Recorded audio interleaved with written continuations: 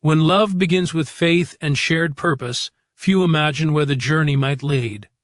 For one couple, the path started with prayer, devotion, and dreams of ministry that would touch lives. But somewhere between the concert halls and the Christian radio airwaves, between the autograph lines and the Sunday morning performances, something profound began to shift.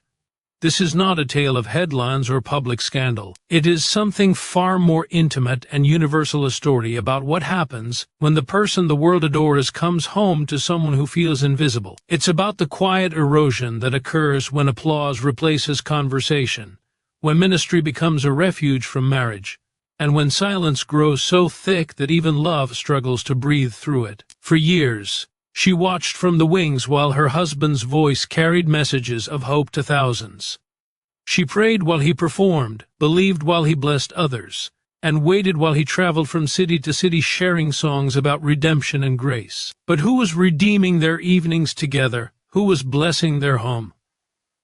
These questions haunted her in ways she couldn't yet articulate. The world saw a gospel star. She saw a man slowly disappearing behind the weight of expectation and exhaustion. What she's about to reveal isn't designed to destroy a reputation or settle scores. It's an offering of truth for every person who has ever felt second to a calling. Invisible beside someone visible or forgotten while standing right there in plain sight. In the beginning, their marriage was everything they'd hoped it would be.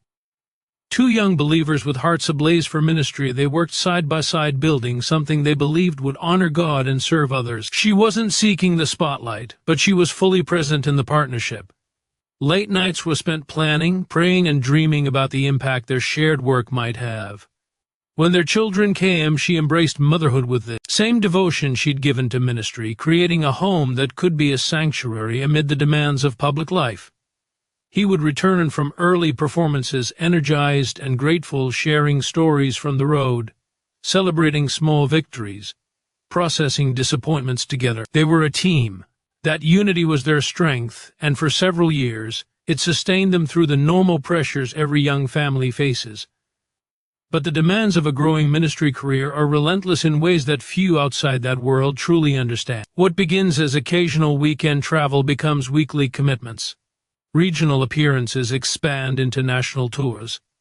One album leads to another, each requiring promotion, interviews, and performances. The gospel music industry, while rooted in spiritual purpose, operates with the same intensity as any entertainment field.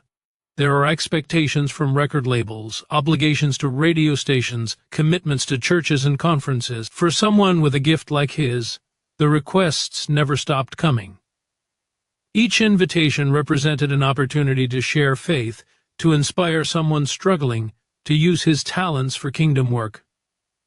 How do you say no to that? How do you turn down a chance to minister when people are hungry for hope? So he said yes. Again and again, he said yes. She understood the calling. She respected the anointing on his life.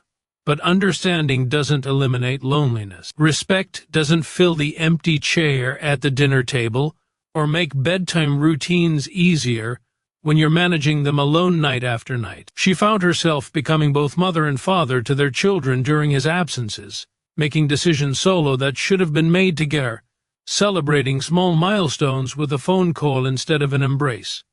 The weekends he was home, he was often depleted. The energy he poured into performances and the emotional labor of ministering to hurting people left little reserve for his own family. He would arrive, exhausted, needing rest and quiet, and she found herself tiptoeing around his need to recover. It wasn't intentional neglect. There was no malice in his fatigue, but impact doesn't require intention. Slowly, almost imperceptibly, they began living parallel lives under the same roof. Conversations that once flowed easily became transactional. Did you pay that bill? What time is the appointment? Can you pick up groceries? The depth disappeared. The laughter became rare. Physical intimacy grew mechanical, scheduled around his travel, lacking the spontaneity and connection that had once defined their relationship. She noticed these changes acutely, feeling them like small cuts that accumulated over time. But she kept her concerns largely to herself, convinced that speaking up would add to his already overwhelming burden. She told herself it was just a season, that things would settle down once the tour ended or the album cycle completed. She prayed more fervently, asking God to restore what felt like it was slipping away. She fasted, seeking wisdom and strength to endure. She confided in a few close friends but never spoke publicly about her struggles. That wouldn't have been appropriate, she reasoned. That would have exposed him unfairly. Then the social media posts began.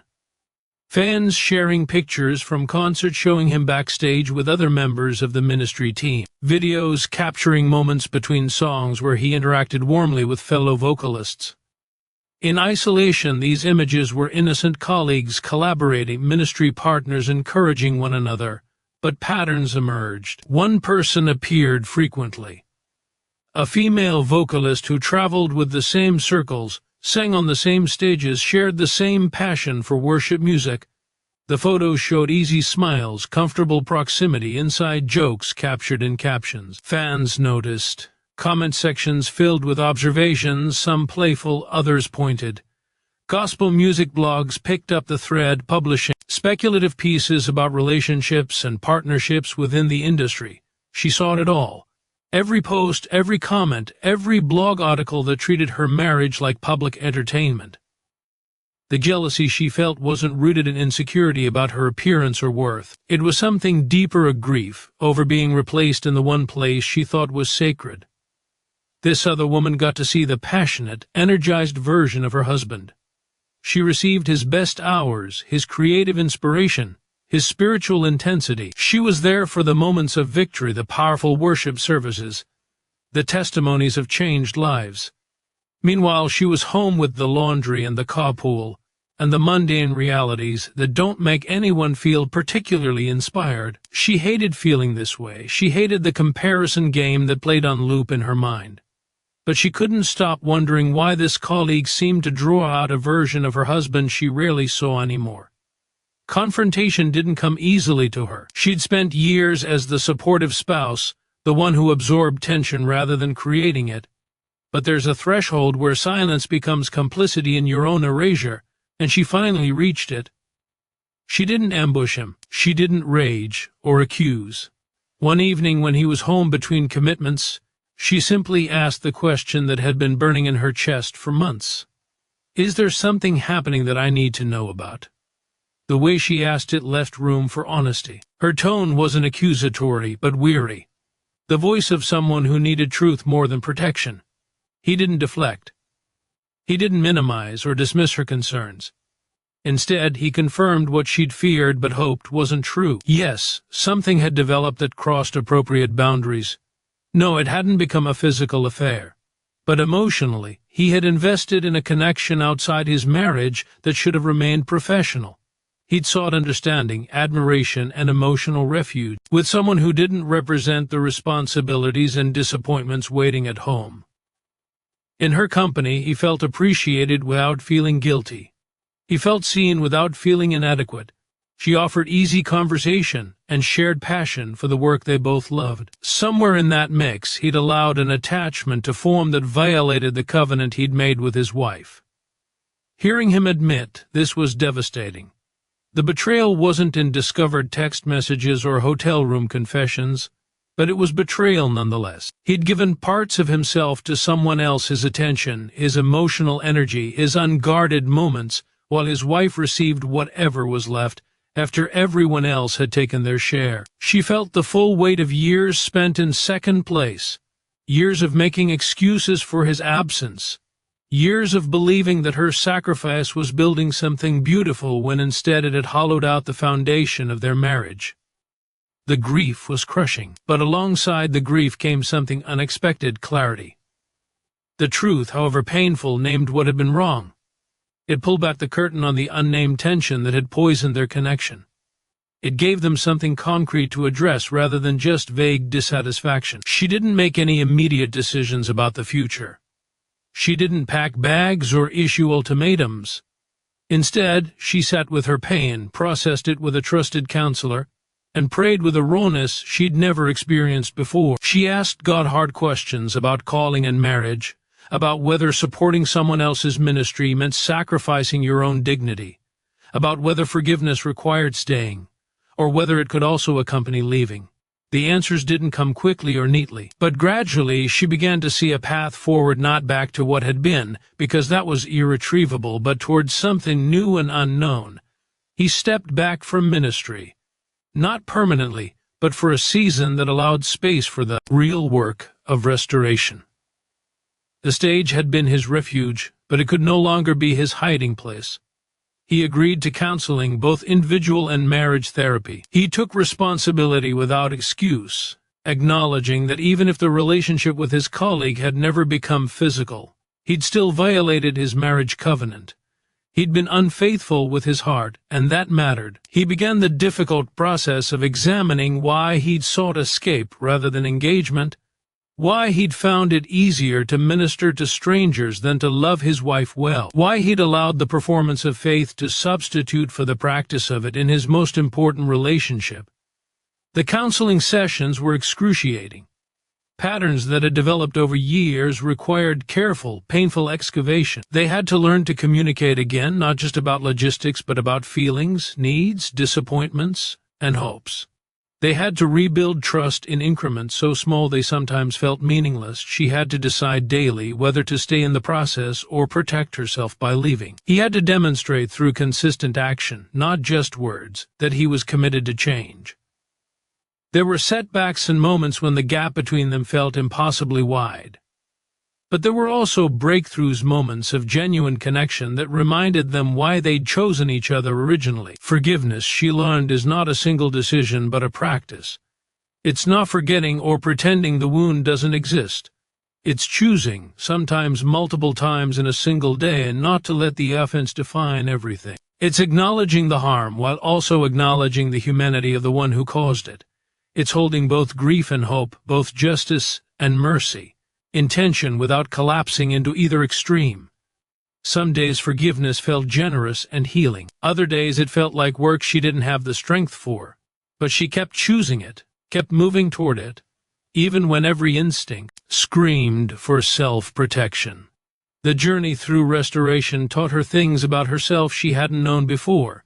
She discovered reservoirs of strength she didn't realize existed. She learned that setting boundaries wasn't the same as withholding love, that asking for her needs to be met wasn't selfish, that her voice mattered, even when it challenged the narrative everyone wanted to believe. She began to understand that she'd been complicit in her own invisibility by never insisting on being seen. She'd accepted crumbs of attention and called it sacrifice. She'd normalized neglect by spiritualizing it as the cost of ministry. She'd silenced her own pain because speaking it might have disrupted the image others had of their perfect ministry marriage. Part of her healing involved reclaiming parts of herself she'd set aside during the years of supporting his career. She'd always had creative gifts of her own, interests and passions that had been relegated to the background while his calling took center stage. She began to explore those dormant parts of herself again, not as rebellion against him, but as recovery of her own identity. She took a writing class and discovered she had stories to tell. She reconnected with friends she'd lost touch with during the intense ministry years. She invested in her own spiritual formation, reading books that challenged her assumptions about faith, gender, and power within religious contexts. As she grew stronger in her own identity, their marriage paradoxically grew stronger as well. He began to appreciate her not just as the woman who kept his home running, but as a fully realized person with her own depth and complexity. Their conversations deepened because she brought more of herself to them. The dynamic shifted from him as the star and her as the support staff to two individuals choosing partnership as equals. It wasn't always comfortable. He had to adjust to having a wife who no longer reflexively deferred to him, who had opinions she expected to be considered, who wouldn't simply absorb his moods without comment. But the discomfort produced growth. They also had to navigate the complexities of his return to ministry. He couldn't simply step back into the same patterns that had nearly destroyed their marriage. They established new boundaries together. She had input into his schedule in ways she never had before.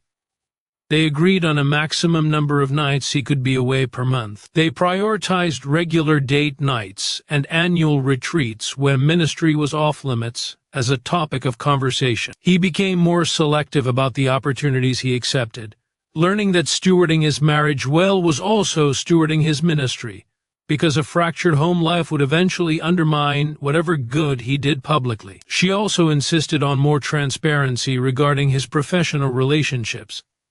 Not because she didn't trust him, but because trust that had been broken required intentional rebuilding. He agreed to clearer boundaries with female colleagues, avoiding situations that could foster inappropriate intimacy. This wasn't about control, but about wisdom born from painful experience. They both recognized that good intentions weren't sufficient protection against human weakness and the particular vulnerabilities that come with ministry work. Now, years removed from that crisis point, she's speaking publicly for the first time, not to damage his reputation, but to offer perspective rarely heard in discussions about ministry marriages. She wants other women walking similar paths to know they're not alone, not crazy, not faithless for feeling neglected and invisible. She wants to challenge the unspoken expectation that pastoral or ministry spouses should simply endure whatever is required without complaint. She wants churches and ministry organizations to recognize that the work they're asking of their leaders often comes at enormous personal cost, and that supporting someone's calling should never mean sacrificing the marriage that grounds it. Her message is neither bitter nor naive. She acknowledges that their marriage still requires intentional work, that healing is ongoing rather than complete, that some scars remain even as the acute pain has faded. But she also testifies to the possibility of restoration when both people are willing to face the truth, do the work, and rebuild with humility and commitment. She doesn't present their story as a blueprint, but as evidence that marriages can survive even profound betrayals of trust when both partners choose repair over resignation. She speaks now for every spouse who has smiled through church services while dying inside, who has defended their partner publicly while feeling abandoned privately, who has prayed desperately for a marriage no one else knew was in crisis. She wants them to know that silence is not always strength, that protecting the ministry at the expense of your own well-being is not biblical submission, that asking for what you need is not selfish or faithless. She encourages women to use their voices, to name their pain, to insist on being seen and valued within their marriages, regardless of how public or prominent their husbands might be. This isn't a scandal to be consumed and discarded. It's a human story about two imperfect people navigating the extraordinary pressures of public ministry while trying to maintain private intimacy. It's about the cost of callings that demand everything, and the marriages that sometimes pay the price. It's about what happens when the very gifts that draw people to someone also create distance from those who know them best. And ultimately, it's about the hard, unglamorous work of loving someone through failure and disappointment, of rebuilding trust brick by brick, and of believing that even our deepest wounds can become places where grace grows. Her voice, once silenced by loyalty and fear, now speaks with the authority of someone who has walked through fire and emerged transformed, carrying a message that just might save someone else's marriage before silence destroys it completely. If this story resonated with you, if you've ever felt invisible in your own marriage, or if you're carrying the weight of ministry while your relationship quietly crumbles, please know you are not alone. Share this video with someone who needs to hear it. Sometimes the most powerful thing we can do is let others know their struggle has been seen and understood. Drop a comment below sharing your thoughts, your experience, or simply letting us know this message reached you. Your voice matters, and your story could be the encouragement someone else desperately needs today. For those of you walking this difficult road right now, don't wait until the distance becomes unbridgeable. Speak up. Ask the hard questions. Seek counseling before the silence grows too deep. Your marriage is worth fighting for, but you cannot fight alone, and you should never have to disappear to be faithful. Healing is possible, but it requires honesty, humility, and the courage to face what you've been avoiding. Reach out to a trusted counselor, pastor, or mentor who can walk with you through this season. You don't have to carry this burden in isolation. We also want to acknowledge the spouses watching this who are supporting someone in public ministry. Your sacrifice is real. The loneliness you feel is valid. The exhaustion from holding everything together while your partner ministers to the world is not something you should simply accept as normal. You deserve to be seen, heard, and valued within your own marriage. Don't let anyone convince you that suffering in silence is somehow more spiritual, or that asking for what you need makes you less supportive. A healthy marriage requires two people who are both fully present and invested. Ministry success means nothing if it costs you the most important relationships in your life. If you found value in this story, please subscribe to our channel and hit the notification bell so you never miss our content. We're committed to sharing real stories about faith, relationships, and the complex realities of life in ministry. Like this video to help it reach others who need this message. And if you believe someone in your life could benefit from hearing this perspective, share it with them. Sometimes the most loving thing we can do is start conversations others are afraid to have.